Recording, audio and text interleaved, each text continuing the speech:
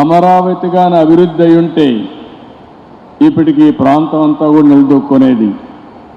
ఒక అమరావతిని పూర్తిగా నిర్వీర్యం చేసి రాష్ట్రంలో నిర్మాణ రంగం అనేది నిలదొక్కోకుండా చేసే పరిస్థితికి వచ్చారు.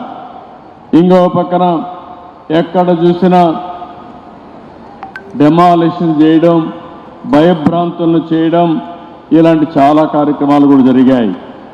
5 సంవత్సరాలు నేను చూశాను.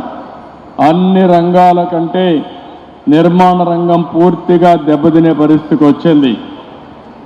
ఈరోజు మళ్ళీ మీరు చూసినప్పుడు ఈ 7 నెలలే మేము వచ్చిన తర్వాత 7 నెలలు అయింది. బిల్డ్ ఏపీ అనే నినాదంతో ఈరోజు మనందరం ముందుకు పోతున్నాం. నిర్మాణ రంగానికే కాకుండా అనుబంధ రంగాల్లో అన్నిటికీ ప్రాధాన్యత ఇచ్చాం. ఈ ప్రాధాన్యత వల్ల ఎక్కడికక్కడ ఒక పద్ధతి ప్రకారం ఇవన్నీ జరిగే పరిస్థితికి వస్తున్నాయి. మీరు ఒక పక్కన చూస్తే నా జీవితంలో ఎప్పుడూ చూడని విధంగా ఈరోజు భూ సమస్యలు వచ్చాయి. నాకు వచ్చే 100 పిటిషన్లు వస్తే అందులో 60-70 ల్యాండ్ రిలేటెడ్ సమస్యలే వచ్చాయి.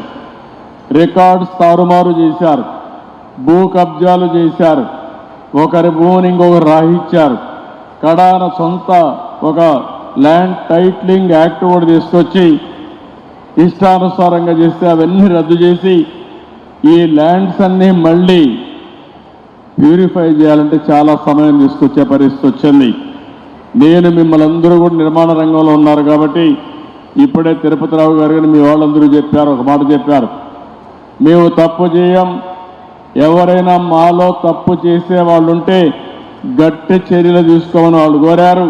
అందుకే నేను చెప్తున్నా, ఈరోజు first time land grabbing prohibition act కూడా తీసుకొచ్చాం. ఎవరైనా కానీ ల్యాండ్ గ్రాబింగ్ చేస్తే మాత్రం ఎవరిని వదిలిపెట్టమని చెప్పి కూడా నేను మీకు తెలియజేసుకుంటున్నా.